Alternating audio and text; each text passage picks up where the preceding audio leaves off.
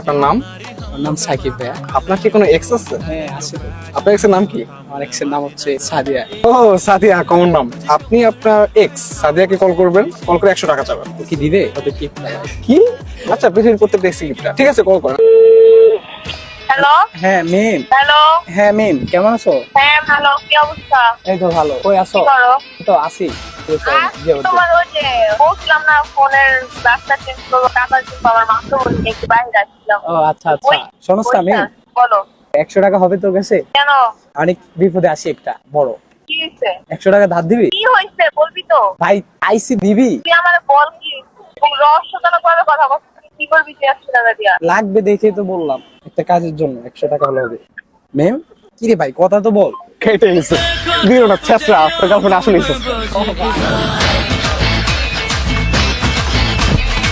মিম বললেন যে সাদিয়া তো মিম। আমি দুটাই করতেছি ভাই।